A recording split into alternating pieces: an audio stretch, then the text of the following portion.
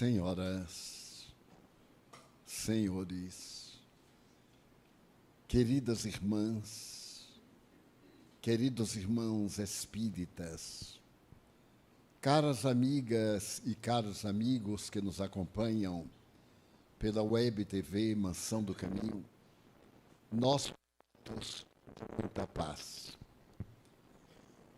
Desejo, inicialmente, rogar escusas quebrando o protocolo, desde que, ao programar a nossa palestra, questão fundamental nos impele a essa decisão. Estou fazendo tratamento de hérnia de disco e os médicos me recomendam evitar determinadas posições, inclusive pronunciar conferências de pé. Desejo agradecer sinceramente o carinho, o devotamento com que os amigos receberam-nos, a mim e ao nosso grupo, na casa abençoada que a nossa Noélia criou há 50 anos. Ainda me recordo da oportunidade quando ela nos informou, porque era frequentadora de nossa casa,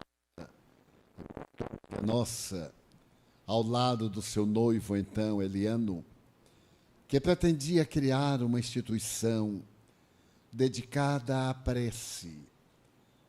Ela acreditava tanto no poder da oração, que desejava transformar os seus melhores momentos em socorro aos desvalidos.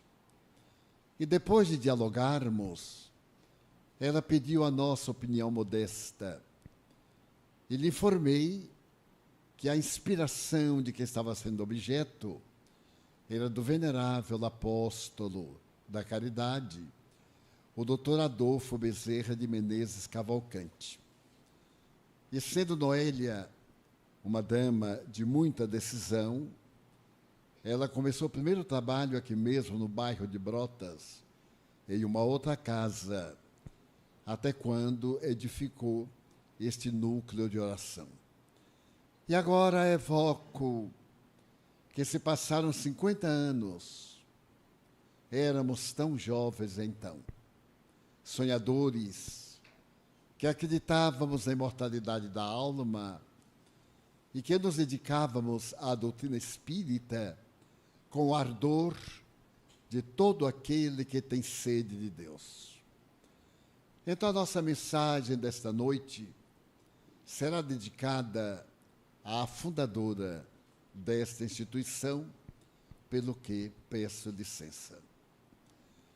Era um dia terrível, uma sexta-feira. Qual esta sexta-feira? A ardência do sol sobre as pedras pontiagudas da via que levava de acesso à porta da imensa muralha que circundava Jerusalém, via-se uma cena deplorável. Não era comum. Embora a crucificação fizesse parte das tradições romanas, iniciadas pelos fenícios, e muitos dos povos adotaram-na por ser uma maneira terrível de se vingar a sociedade daqueles que a desrespeitavam, uma triste caravana caminhava pela rua muito apertada em degraus, que vinha do palácio que governava a cidade, na direção da parte exterior, em um pequeno monte de 15 metros aproximadamente de altura, que tinha a aparência de longe de uma caveira. Por isso, em hebraico, era chamado Gólgota. E um homem carregava uma cruz. Era muito jovem, e se podia perceber o esforço que ele envidava para suportar sobre o ombro um madeiro, 2 traves rústicas de madeira em cruz, e que lhe feriam terrivelmente o ombro, porque as farpas entravam pela carne já ensanguentada do suplício a que fora submetido, e não aguentando esse fardo de quase 70 quilos, ele tombou uma vez, mais adiante, em outra subida, o fardo foi pesado demais, ele escorregou na pedra lisa e novamente tombou. E, por fim, entre este momento e a terceira queda, que poderia ter sido fatal, um curioso no meio da multidão interrogava-se qual a razão daquele suplício. Afinal, os bandidos eram levados diretamente ao monte e ali eram cravados com o símbolo da punição. Mas ali se tratava, naquele momento, de algo muito fúnebre e, ao mesmo tempo, espetaculoso. Porque o homem que carregava a cruz era considerado um serviçal do egoísmo e que representava um perigo muito grande para a comunidade hebraica, a ponto de constituir um ponto de divergência entre a velha doutrina de Moisés e o pensamento do imperador Tibério César. Aquele curioso era um homem algo atormentado. Não era judeu. Ele havia nascido numa cidade próxima e, por isso mesmo, será anotado seu nome com um apodo, porque, na época, ninguém usava sobrenome. Ele viera de Cirenaica, ou Cirineia, e fora detido pela procissão sem rumo que ululava, que gritava, e que chibateava de quando em quando o homem semi-esmagado pela cruz. Ele olhou com certa simpatia àquele homem afligido, e enquanto estava olhando, e o grupo passava no alarido das multidões, um soldado romano segurou brutalmente pelo pescoço e empurrou na direção da cruz. Ajude-o! E ele não teve outra alternativa, senão abaixar-se e erguer com o ombro direito o pedaço maior da cruz que se arrastava pelo chão. Quando a cruz foi erguida, o homem penalizado, que estava recurvado, a cabeça uma coroa de espinhos silvestres, retirados do monturo, e por isso mesmo responsável pelo tétano que ele transmitiu, esse homem, quase vencido, olhou para trás com uma ternura infinita, e os seus olhos lúcidos marcaram a alma do carregador da cruz. Ele sorriu, e o outro sentiu uma punhalada de esperança. Ele tinha também a alma crucificada. Ele residia numa cidade próxima e a família se encontrava numa situação deplorável. Pode-se dizer que a manutenção da família advinha de uma planta que havia no seu jardim. Uma planta muito rara, que produz um perfume especial. Mas aquela temporada era de céu sempre forte, sem chuva, e a planta fenecera. No meio dessa perda do seu meio de vida, a esposa desesperada estava febril. E acompanhava o filho também febril, possivelmente com impaludismo, chamada as febres. E naquela manhã, desesperada, José de Arimateia saiu à busca de uma solução. Estava no auge do desespero. Não tinha pão, nem esperança. Não tinha o dinheiro para conseguir o mínimo de socorro para o filhinho, que estava profundamente vencido pela enfermidade. E resolveu ir à capital da Ibéria. Adentrou-se pela Porta Formosa e Jerusalém imensa, com uma população de 500 mil pessoas, uma população excepcional para os padrões da época, deslumbrou. Ele estava atravessando na direção do templo, que ficava às costas do homem que carregava a cruz, quando se deteve diante daquela estranha procissão, que era muito rara, e agora estava ele ali, sem saber por quê, ajudando o homem que ia ser crucificado. As reflexões eram profundas, e o homem caiu. A cruz lhe pesou muito mais. Não era uma cruz trabalhada, eram 2 toros de madeira que se juntaram no braço aberto. E ele então sentiu a pele ser arrancada da carne, uma ardência estranha, e olhou e viu a hemorragia produzida pelo atritar da madeira grosseira no seu ombro cansado.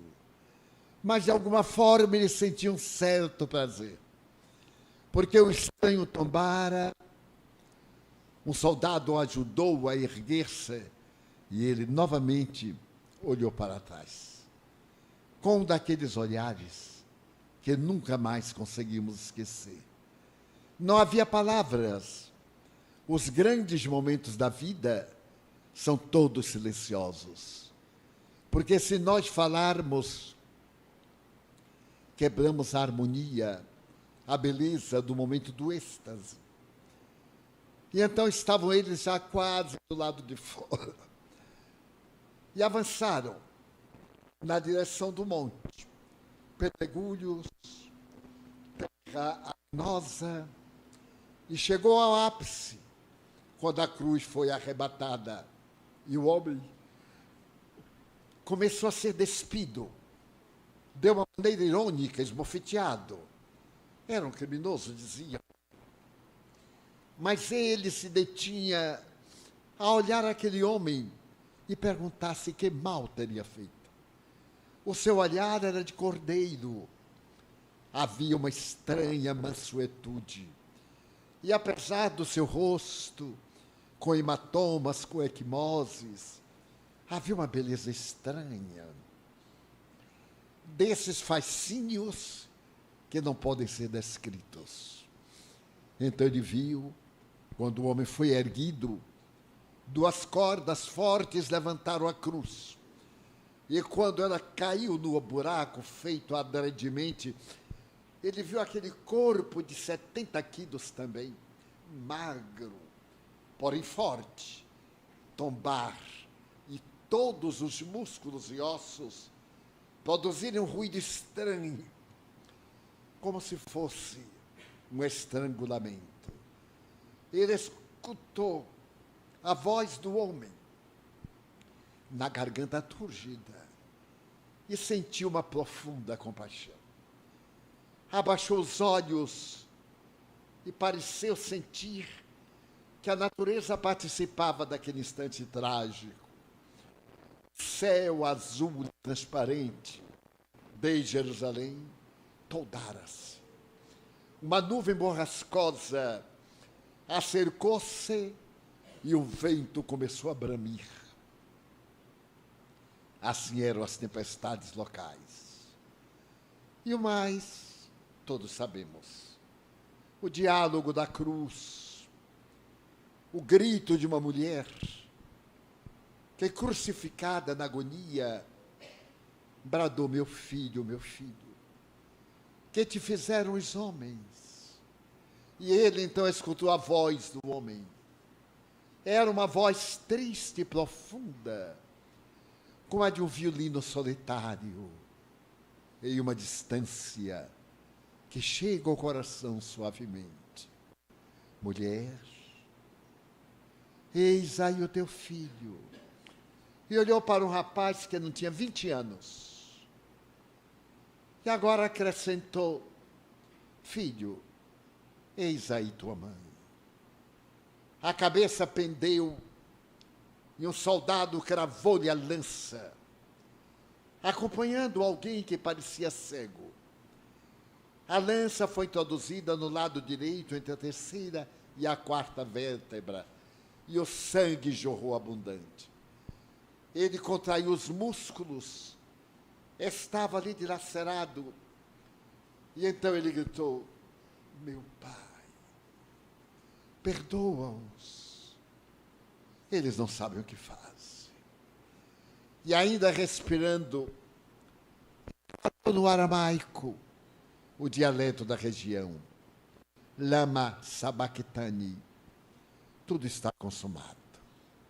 A cabeça pendeu, as gargalhadas da soldadesca confraternizavam agora com o relâmpago e o trovão, que fazia uma dança macabra no ar, aplaudida pela tempestade e piscada em raios de luz pela eletricidade densa daquela hora. O estranho percebeu a dor, afastou-se e voltou para casa correndo. Foi um verdadeiro desastre.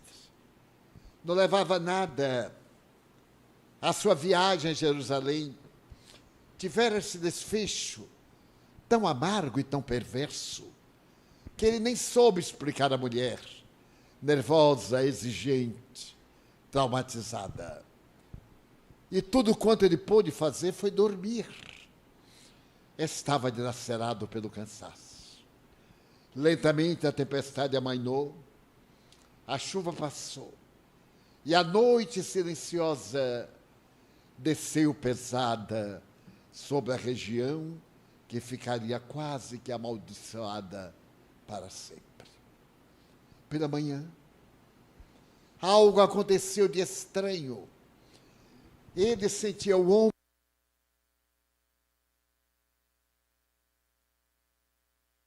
fétida. Era uma substância com um suave perfume. Ele novamente voltou-se a aspirar aquele odor estranho. E a mulher, parte em que ele se demorava, e disse-lhe: algo sucedeu. A nossa planta está reverdecida. A chuva da noite deu-lhe vida. E ela está carregada de sementes para podermos fazer bálsamo. E para podermos atender à fome. Nosso filhinho passou a febre. Eu também estou disposta. Uma coisa estranha aconteceu em nosso lar. E ele lembrou-se do olhar daquele homem. Era um olhar que falava sem palavras, como se fosse a perene gratidão de um socorro inesperado. Mais ou menos assim descreve Giovanni Papini em um capítulo de um livro que ele publicou com o título de Testemunhas da Paixão. Giovanni Papini foi um dos maiores escritores italianos do século XX. Ateu confesso, inimigo da religião dominante, ele escreveu obras memoráveis, até que de repente começou a mudar a sua estrutura e escreveu uma obra que o Vaticano amaldiçoou: O Diabo Também Se Salvará. Ele não admitia a hipótese de um Deus vingativo que, por pequenos erros miseráveis da criatura humana, punia em um caráter eterno. Então, aquele Deus que falava no Evangelho, que ele também lera em grego, era um Deus de misericórdia, era um Deus justo. Então, ele punia o infrator, mas, no fim, ele liberava aquele que havia pecado e havia pago o seu crime à sociedade. Então, de uma maneira muito nobre, o livro, dizendo que o diabo também seria salvo, abalou a cultura da época, nos anos mais ou menos 940. E algo de estranho sucedeu a esse escritor emérito, porque ele resolveu conhecer Jesus. E ao tentar conhecer Jesus, ele deixou uma das melhores biografias do século XX a respeito do homem de Nazaré, Giovanni Papini. Eu me lembrei de introduzir, como preâmbulo, esse fato, para me referir a uma cena que também ficaria indelével. Era um velho casarão no Rio de Janeiro, e no primeiro andar celebrava-se atividade de natureza religiosa. Do lado de fora tinha escrito Federação Espírita Brasileira. E ela, além de ser notável pelo papel que desempenhava no fim do século XIX, em relação à divulgação de uma ciência nova, que era o Espiritismo, também se fizera galardoada, porque era presidida por um dos homens mais veneráveis daquela década, o doutor Adolfo Bezerra de Menezes Cavalcante. Era mais ou menos 1985, ou melhor, 95. E o doutor Bezerra de Menezes era um médico que ali adiante, poucos passos, na rua 7 de Setembro, atendia o sofrimento humano em cima de uma farmácia homeopática. O prédio ainda está lá. Mas ele era peculiar. Ele não tinha preço para nada. Não cobrava simplesmente. Davam-lhe qualquer coisa ou não davam nada. Mas ele era dotado de um bom humor, de uma suave tranquilidade incomum. Fora casado 2 vezes. A primeira esposa desencarnou, deixando filhos. E a sua irmã, a irmã, foi cuidar dos meninos, das crianças, porque ele tinha que trabalhar. Era uma autoridade política no Rio de Janeiro, no Império. E afeiçoou-se de tal forma, essa dama, tia das crianças, que ele compreendeu que a melhor solução para evitar a maledicência que sempre existe, ela estando na casa de um viúvo, um homem de muito boa apresentação, de olhos azuis acinzentados, que se vestia com modéstia, mas com muito apuro, muito bem cuidado, um orador exímio, um jornalista especial, que escrevia crônicas hebdomadárias. Ele resolveu consorciar-se com a cunhada para precaver-se dos crimes que a maledicência produz. E nasceu entre ambos uma afeição profunda, sem as laivas do ciúme e da mágoa. E conseguiram procriar, tiveram mais filhos. E ela vivia numa plenitude, cuidando dos filhos de sua irmã e dos seus filhos. Mas ele se notabilizara porque ele tinha um refrão: o médico não tem direito ao repouso. Ele não pode almoçar tranquilamente se alguém vem e bate a porta pedindo socorro. Não tem direito de dormir se vem alguém com uma dor lancinante e lhe pede proteção. Tem que abandonar tudo e sair. Era conhecido, portanto, por essa generosidade. Morava no bairro da Tijuca, um pouco distante do centro. O bonde era muito demorado, mas ele era portador de um otimismo e de uma ternura que fascinavam. E foi exatamente esse homem que, ao descer as escadas que rangiam, encontrou um outro, chovia lá fora. Estava molhado, tremia. E então, subindo a escada, os dois encontraram-se a meio do caminho. E o estranho disse: doutor Bezerra,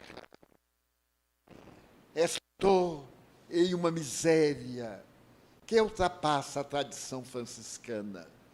Minha mulher e meu filho, ali no Morro da Mangueira, estão atravessando um período de fome, fome total, fome. Porque eu fui despedido do trabalho há menos de 2 semanas. Não recebi nada, não havia justiça social, não. Mas naquele tempo era pior.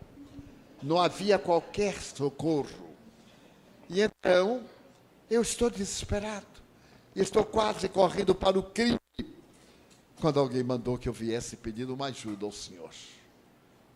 O homem, venerando, deteve-se, olhou para aquele estranho que chorava, um homem que chorava de angústia, molhado, esfarrapado, mal vestido, e que tremia, talvez de fome, de frio, com certeza.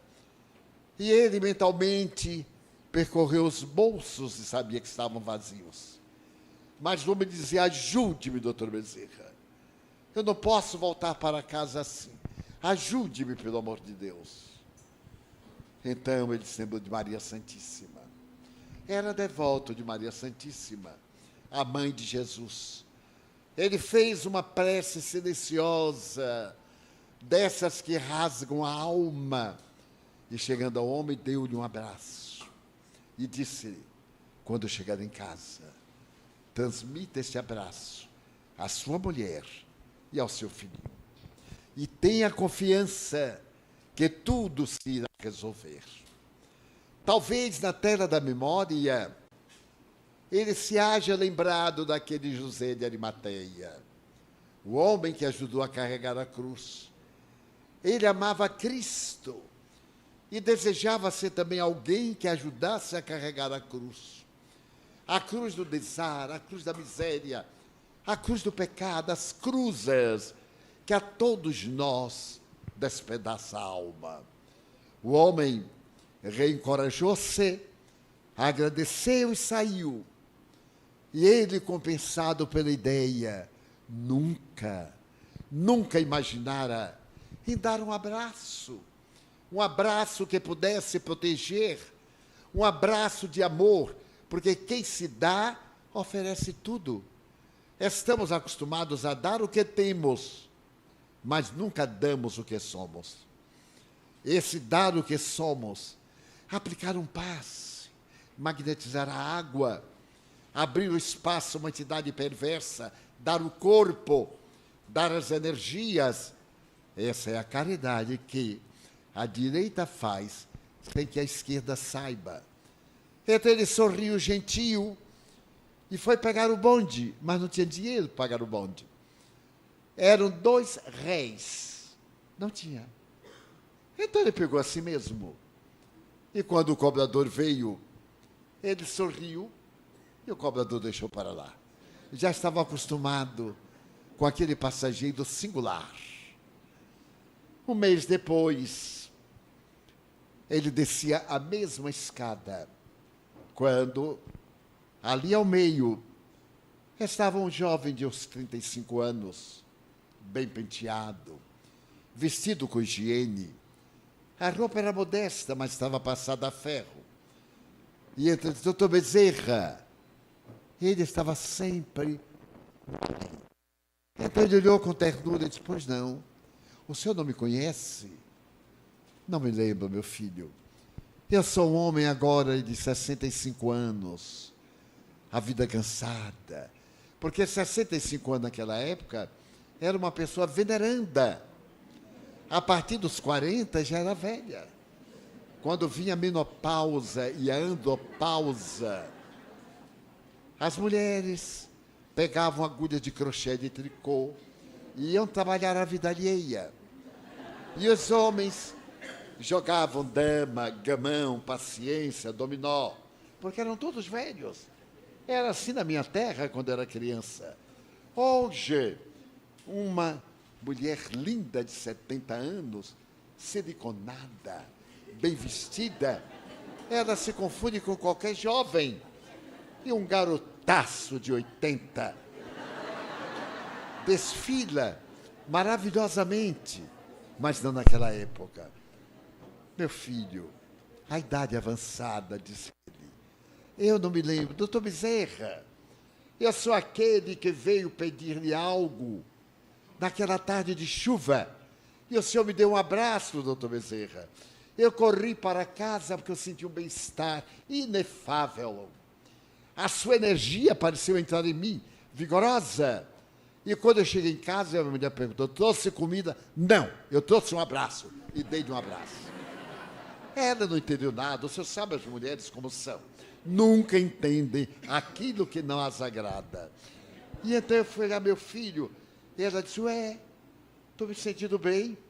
Que abraço é esse? Eu disse, doutor Bezerra. Ele disse que eu abraçasse você, em homenagem a ele. Aí também abracei o meu filho. Ah, doutor Bezerra. O meninozinho sorriu, não estava mais febril. Todos estávamos com saúde e com fome.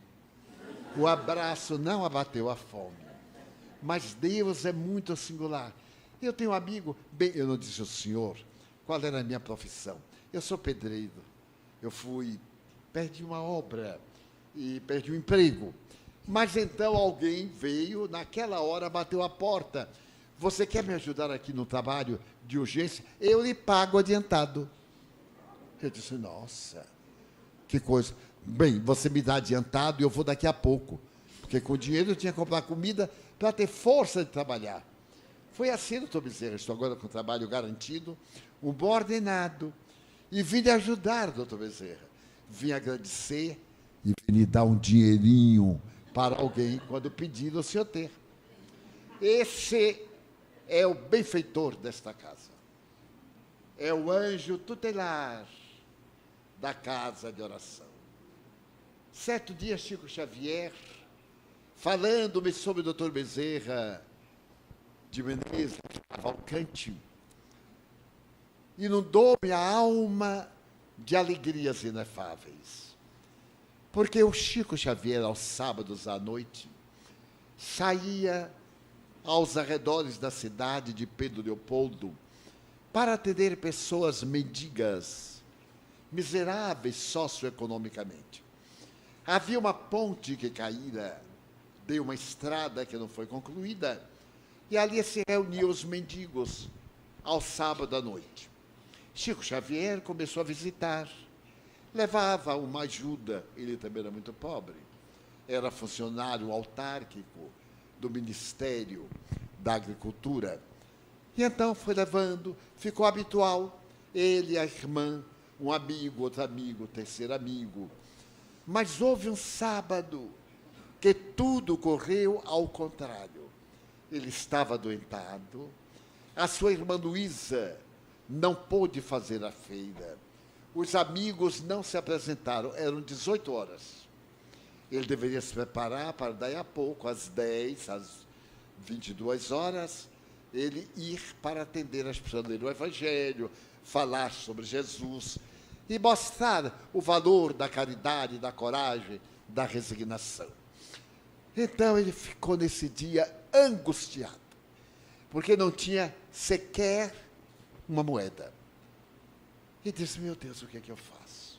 Foi para a casa da irmã Luísa, comunicavam-se as casas pelo quintal. E Luísa disse, Chico, hoje eu acho que não vou. Eu não estou bem de saúde, pode chover. Chico disse, Luísa, nós temos que ir. Temos que ir para dar uma desculpa, porque eles, de certo modo, precisam de nós. Meu Deus, o que é que eu faço? E começou a chorar. Não tinha uma porta na qual bater. Então, nesse momento, o doutor Bezerra adentra-se pela cozinha da casa de Dona Luísa e diz, como não tem para dar? Você tem energia, você é médium, você é espírita, você tem a palavra de luz que liberta da ignorância, você tem o pão da vida. O que você tem dado a eles, no dia seguinte tem fome. Está na hora de você dar o pão que mata a fome do desespero, porque a material eles resolvem de qualquer forma. Então, coloque aí de frente algumas bilhas d'água, algumas moringas, encha-as de água. O Chico automaticamente pegou moringas que se colocava para resfriar, colocou-as de frente e o doutor Bezerra disse, peça as bênçãos de Maria Santíssima magnetize, fluidifique-as. E ele, com toda a reverência e ternura, começou a orar, distendeu as mãos, que derramavam chispas. A água pareceu mudar de tonalidade, ficou meio leitosa em todos os vasilhames. E o doutor Bezerra disse, vá e diga que hoje você não tem nada, mas que nosso Senhor Jesus Cristo mandou que tomasse um pouquinho daquela água para diminuir a fome ou algum problema. E você foi. Então Chico se recompensou, mas preocupado, ele dava moedas, ele dava carne, feijão, alimentos fortes. Como é que aquelas pessoas iam entender que um pouco de água substituía? Então correu o risco e foi. Foi, quando chegou, parecia que a multidão se houvera multiplicado. Estavam mais de 200 mendigos, crianças, na azáfama comum de todo lugar coletivo em desregramento. E logo perguntaram, o que nos trouxe hoje?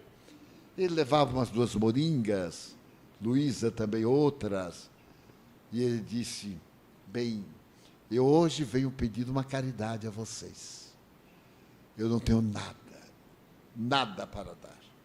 Subiu nos destroços da ponte e disse, infelizmente, eu sou tão necessitado quanto vocês. Então, perdoem-me por não ter nada para dar. As pessoas ficaram meio decepcionadas. E nós somos um tanto cruéis. Se alguém é gentil conosco, nós esquecemos e passamos a considerar que ele tem a obrigação de nos sustentar. A caridade se transforma num dever para o outro. E nós, que somos pobrezinhos e sofredores, sempre necessitamos da caridade. Nunca temos ideia de também fazer a caridade, mas de receber. É muito comum em nossas casas, pedidos absurdos, mas não podemos. Mas aqui não faz a caridade? Alguns eu digo, está na hora de você começar também. Eu já venho fazendo há 70 anos. E você agora tem que começar. Então reclamaram, alguns de mau humor, disseram palavras obscenas. Então, do meio deles, levantou-se uma mendiga muito conhecida e disse, alto lá. Ele não tem nenhuma obrigação de nos atender. É que ele tem uma religião que se chama caridade. Tudo que eu sei da religião dele é a caridade. É a caridade que salva, que nos salvou da fome, da miséria, do abandono, das pedradas dos moleques da rua. Então, já que ele não tem nada, vamos agora dar a ele alguma coisa. Hoje nós mendigamos, nós pedimos esmolas, nós temos algo, está na hora de nós. Seu Chico, eu mesmo hoje tive um dia muito bom. Eu quero repartir com o senhor. E ele, assim, muito constrangido, disse, mas doutor Bezerra pediu que eu distribuísse a água. Eu disse, vamos distribuir. E assim como se fosse dona do lugar, ela pegou um vasilhame qualquer, uma latinha, e foi dando a água frutificada pelos mentores espirituais. E então a noite se alongou. Ele começou a contar histórias do mais além, pérolas em luz, estrelas fulgurantes, que humanos olhos nunca têm oportunidade de ver, e que para eles são familiares. Quando, de repente, 2 faróis rompem a névoa que tarde da noite cai sobre Pedro Leopoldo, uma cidade muito fria, porque é muito alta. E então todos olham, porque a estrada era abandonada, não tinha saída, terminava naquele lugar em que a ponte caiu e foi interrompida. Por fim, o caminhão chega até a beira e alguém se dobra na janela, porta do carro. Quem é seu Chico Xavier aí? Chico disse, meu Deus, mais um problema. Porque quando algo de ruim nos acontece, tudo acontece. Fica tudo arrumadinho para dar certo naquela hora. Sincronicidade, diz Jung. Ele disse assim, sou eu, meu filho, venha cá. Aí o Chico foi e disse, mas meu Deus, o que será? O chofer perguntou, O senhor é seu Chico, espírita? Ele disse: sou o médium. Ai, seu Chico, eu deveria ter chegado aqui à tarde. Esse caminhão está cheio de comida para os seus pobres. Foi mandado pelo doutor fulano de tal. Ele passou pela tela da memória, fulano de tal, e lembrou-se que fazia uns meses esteve lá em Pedro Leopoldo um casal muito aflito, porque havia morrido o seu filho único. E o casal viera de São Paulo em busca de notícias. E ele recebeu uma mensagem do filho, desses tesouros inapreciáveis, rica de detalhes, de carinho, de saudades, de gratidão. Foi de tal forma que, após ser lida a mensagem, o pai diz: é do meu filho. Meu filho era um emérito escritor. Então existe vida. Não há por que eu chorar mais nem me afligir. Aí abraçou Chico demoradamente, a esposa também, e ele disse ao Chico: em nome do meu filho, eu vou cuidar de ajudar você a atender aos pobres. Eu vou mandar um caminhão de víveres e periodicamente eu mandarei um outro caminhão. E nunca mais você terá necessidades. Ele lembrou: mas é o doutor fulano e tal. Mas eu havia saído de São Paulo na terça-feira. Logo depois fui vítima de atoleiros. As estradas não eram asfaltadas. E fui preso em um lamaçal. Mais adiante, por fim, eu já estava quase em Belo Horizonte. Na época chamado Curral del Rei. Foi o primeiro nome de Belo Horizonte. E então eu me esforcei ao máximo, porque eu sabia que o senhor atende os necessitados no sábado. E não consegui chegar em tempo. Eu tinha endereço do senhor do Luiz Gonzaga, era o nome do centro dele, em homenagem a São Luís Gonzaga, um grande missionário francês. E então, quando eu passei, estava tudo fechado. Mas tinha um velho na porta, de barba, ele vestido de uma cor, um linho creme. E então ele olhou para mim e perguntou assim: a quem procura? Eu disse: a Chico Xavier. Ele disse: esta hora ele não está mais aqui. Dobre aí e vá diretamente por esta rua até o fim. Quando a rua acabar, tem um pedaço sem calçamento, avance que ele está lá.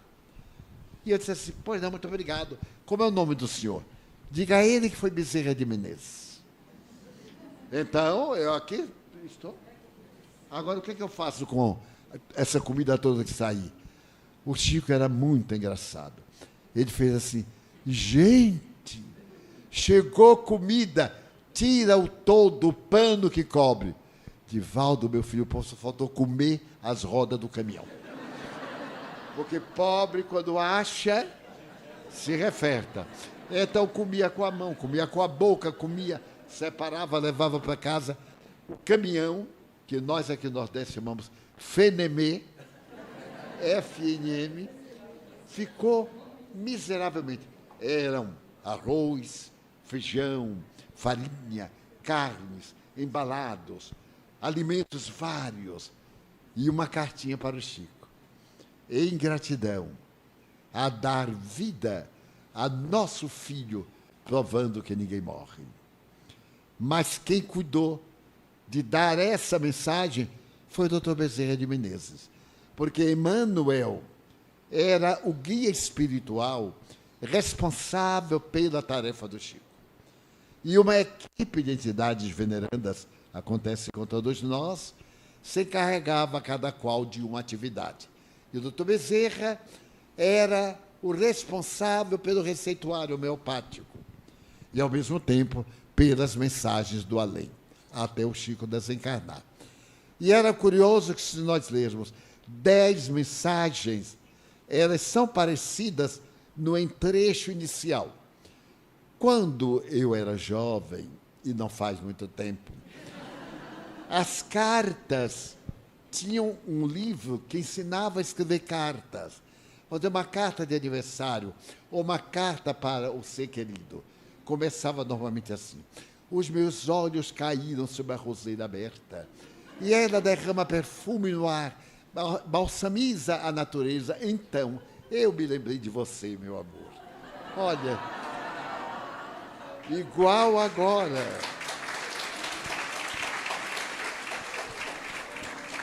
Mas então tinha também o término. A gente só enchia o miolo. No término, dizia-se, e com a alma despedaçada de saudade, um punhal cravado no coração, eu lhe digo adeus. Mas tinha várias fórmulas. Eu escrevia por minha mãe, que era analfabeta. Então, para os filhos dela, que moravam fora, uma filha em Ilhéus, outra aqui e acolá. Então, eu procurava, assim, uma entrada. E tinha uma que eu nunca me esqueci e que me foi ensinada por uma cunhada. Enquanto dois passarinhos pipilam, porque não podem se beijar, por causa do bico, né?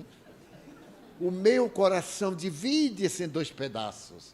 Um é você, o outro sou eu com saudade dos seus beijos.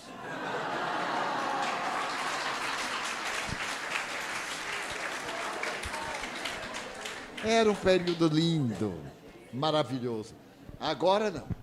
Agora a gente pega o computador e pega a frase feita, empurra o dedo. Não tem nenhuma emoção. Não me mandem cartão de Natal pelo computador, porque eu não respondo. Tem que ser à mão, ou então não respondo. Se muita gente... você não respondeu, eu digo não, porque eu só ia botar no computador. Muito obrigado. Não sei nada, sem nenhuma emoção. Pois bem, Bezerra de Menezes é esse ser que nós não temos dimensão para poder entender na sua profundidade. A minha primeira experiência com o Dr. Bezerra de Menezes foi muito singular, porque sempre um espírito de um médico baiano, no receituário que nós fazíamos no passado, vinha e realizava a tarefa. E eu ficava impressionado com a rapidez com que ele atendia. Vinham 200, 300 cartas. Abríamos, distendíamos, colocávamos em cima da outra, e então alguém me ajudava, ele ia atendendo e tirando. Meu Deus, mas como é que ele sabe a doença de fulano de tal, de Beltrano de Cicrano? Eu não entendia. Até que um dia me apareceu um espírito venerando e disse: olha, Edivaldo, eu sou Bezerra de Menezes. Ele disse: não diga. Nós somos conhecidos, gentileza dele. Nós somos conhecidos. Eu digo: eu não me lembro, doutor Bezerra. Não faz mal que não lembre. Eu vou lhe explicar o trabalho que vamos ter. Porque o fulano de tal veio para poder educar a sua mediunidade na parte psicográfica de receituário. E eu virei agora, uma vez por semana, para atender. Eu não posso marcar dia nem hora. Você terá que estar à minha disposição. Tanto poderei vir no dia, como no outro dia, ou noutra hora. Aí disse: meu Deus, eu faço qualquer coisa, subo até numa árvore para psicografar na árvore.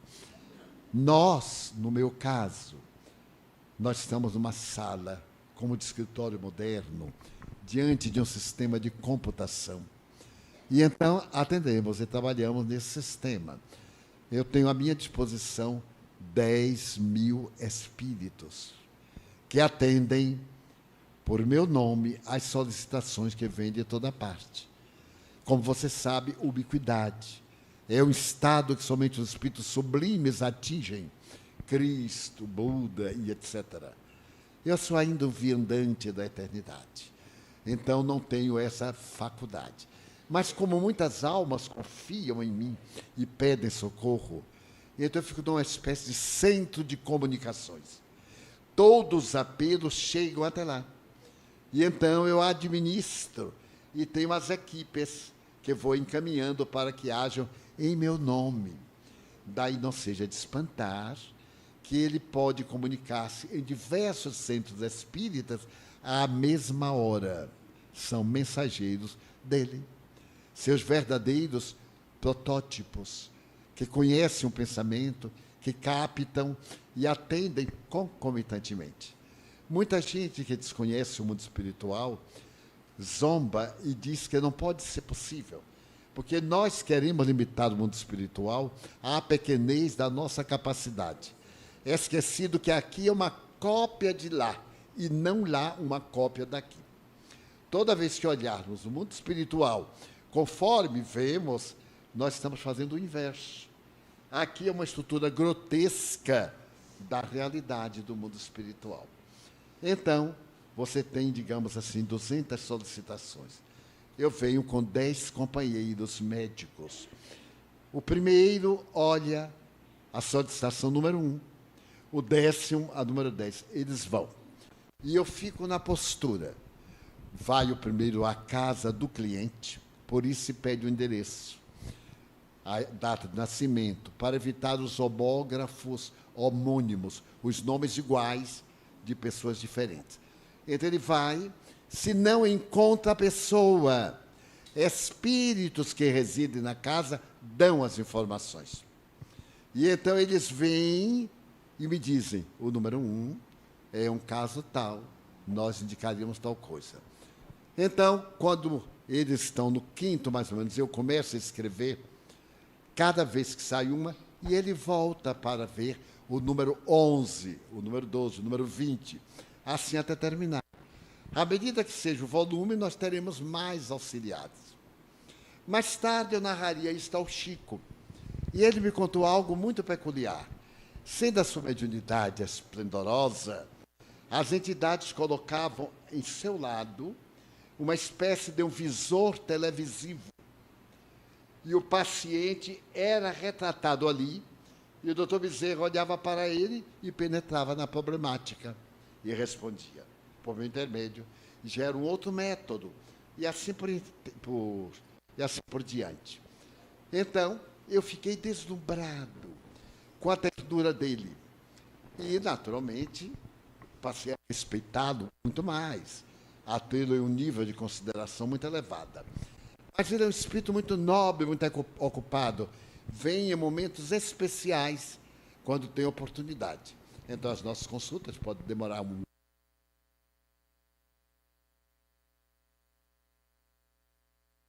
Os microfones sentem...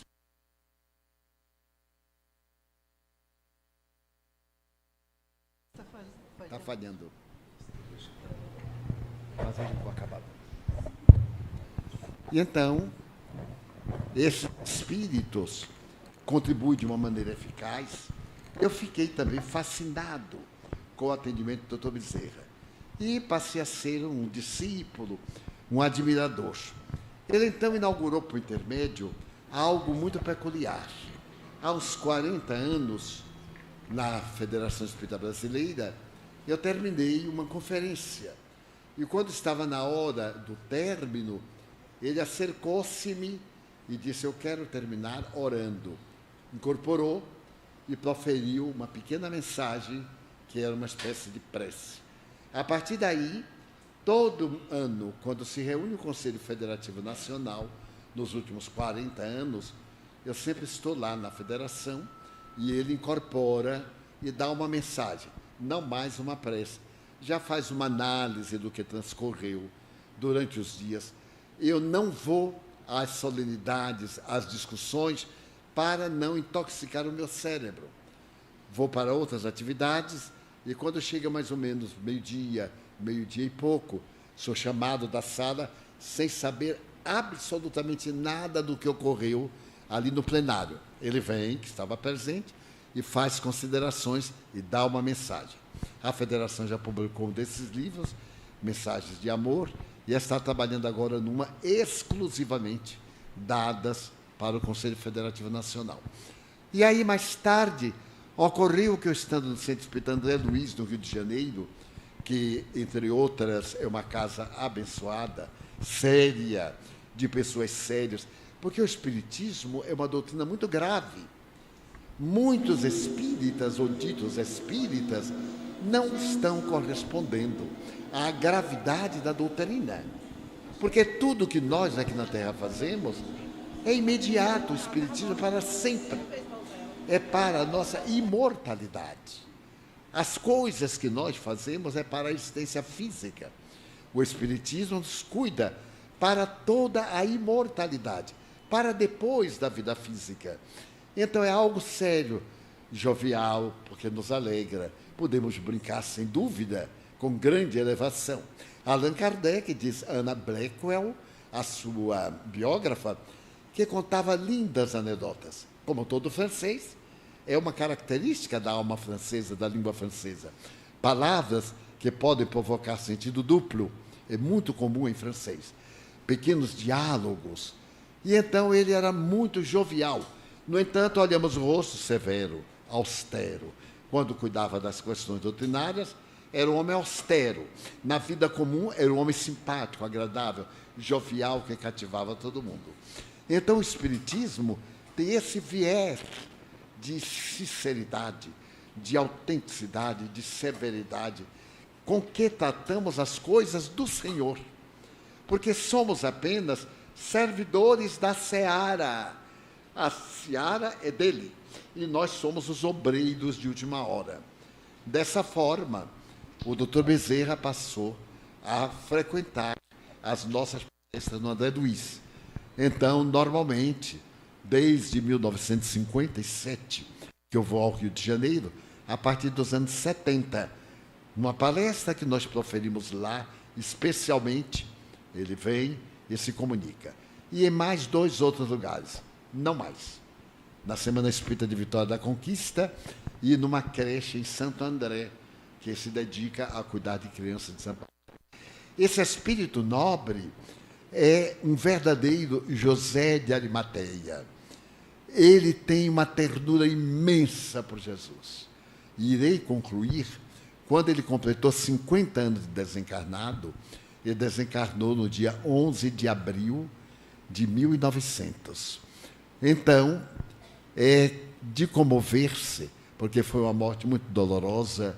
Ele teve uma espécie de erisipela por vários meses no leito, em carne viva, e ele sempre jovial, sorridente, gentil, sem reclamar absolutamente. Então, estando nesse estado de nobreza, ele vem lá no André Luiz, como eu falei, e graças a essa grandeza dele espiritual, ele foi, quando completou 50 anos de desencarnado, portanto, em 1950, foi realizada no mundo espiritual uma grande assembleia para homenagear o Dr. Bezerra de Menezes. Em uma região muito própria, muito bela, fazendo lembrar um anfiteatro grego, reuniram-se mais de 5.000 espíritos, entre encarnados e desencarnados, que foram especialmente convidados para participar da homenagem que o Brasil espírita ia prestar ao Dr. Bezerra de Menezes. Narrou-me Viana de Carvalho, que foi o convidado para falar em nome dos espíritas brasileiros. Em nome dos espíritas internacionais, Leon Denis. E então, conta-me o Viana de Carvalho que os convidados estavam nesse anfiteatro imenso e a mesa diretora era regida por algumas entidades venerandas. Inácio Bittencourt, que foi um nobre presidente da Federação Espírita Brasileira, Eurípides Barçanufo e outros espíritos de escola aguardando a chegada do Dr. Bezerra de Menezes. Um coral de 200 vozes enchia o ar de suaves melodias em homenagem a Maria Santíssima, quando o Dr. Bezerra chegou e foi recebido por uma equipe de espíritos que trabalham no Brasil. Trouxeram-no até a mesa, ele muito modesto, quase tímido, e o levaram à mesa central. Começaram as homenagens, que eu não vou detalhar porque é muito longo. E em determinado momento, Viana de Carvalho falou em nome dos espíritas do Brasil, agradecendo 50 anos de devotamento espiritual para atender-nos a nós todos, a qualquer que o evoca, e mesmo aqueles que não o evocam. Ele faz parte dos espíritos libertadores. E então Viana exalta-o. Leon Denis também decanta-lhe as virtudes. E nesse momento, antes que ele se levante, vê-se a chegada de um ser luminoso. Este ser traz na mão um tipo de pergaminho. Era a mensageira de Maria Santíssima. Ela então lê para todos a mensagem que a mãe de Jesus manda. Eu nem posso imaginar a beleza desse espetáculo. E então, em determinado momento, Maria Santíssima manda dizer-lhe: Adolfo, tu podes escolher fora do sistema solar onde queres habitar. Já tens crédito para servir a nosso Pai fora da casa terrestre. Ao celebrarmos 50 anos de renúncia e abnegação tua parte, elegimos-te a mudar de plano. E quando Celina, uma jovem que morreu aos 16 anos, é emissária de Maria, quando Celina termina de ler, ele então agradece a todos e diz: Senhora, eu vos agradeço a dádiva. Não tenho nenhum mérito, Senhora. Se por acaso eu tivesse o direito de pedir-vos algo, eu vos pediria que não me permitais sorrir enquanto nas terras bafejadas pelo Cruzeiro do Sul alguém esteja chorando. Que eu não disponha de felicidade nem de paz enquanto os meus irmãos da pátria do Evangelho tenham problemas e desafios. Então, claro, isso dentro de um clima próprio produz uma emoção especial. Todos choravam comovidos. Permita-me continuar atendendo à brasilidade, na treva, na escuridão, nos becos, nas casas de miséria e infortúnio.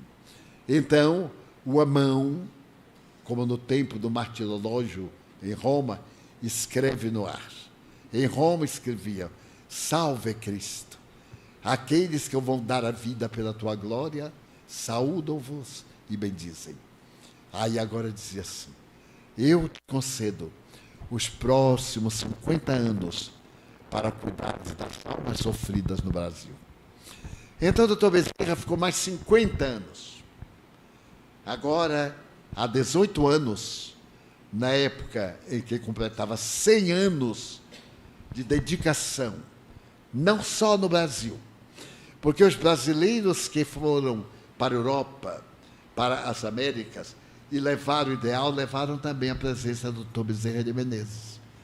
Em todos os países que eu já visitei, 70 em números redondos, Dr. Bezerra é amado, respeitado por brasileiros espíritas que levaram a sua mensagem a esses povos. Então, aos 200 anos, repete-se a homenagem com outros caracteres. E ele pede à Mãe Santíssima para ficar na Terra até quando o planeta passe a regenerar, quando já não existam as dores grosseiras, as doenças degenerativas, Alzheimer, as feridas terríveis, e as dores sejam morais. A nossa evolução será toda moral.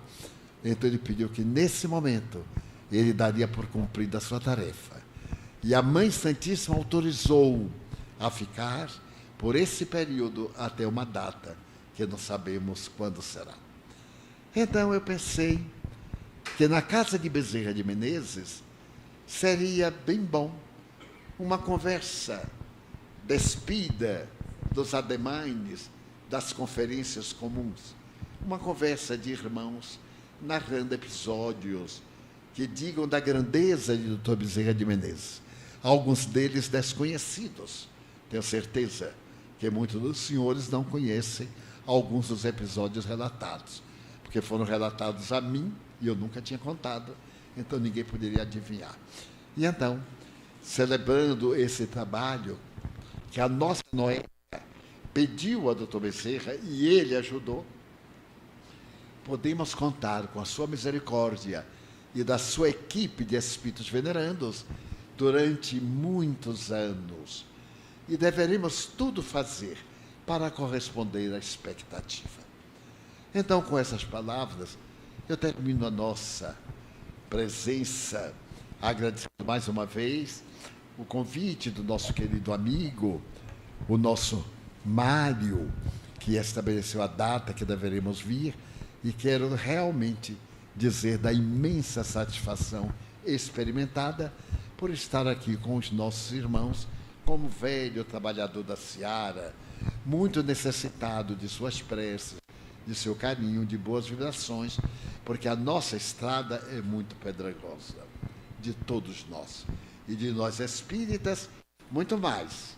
Porque, como diz Kardec, além dos inimigos que temos, outros muito mais sutis nós temos no mundo espiritual. E é necessário estarmos vigilantes, porque a obra do bem, periodicamente, é assaltada pelas forças do mal. As nossas instituições venerandas dedicadas ao bem são muito perseguidas pelas entidades cruéis que pretendem ampliar a área das obsessões em um campo infinito. Claro que nós temos os benfeitores, mas eles são guias, são mestres, não resolvem nossos problemas. Eles apontam caminhos para que nós andemos, aprendamos e nos tornemos também benfeitores. Muito obrigado.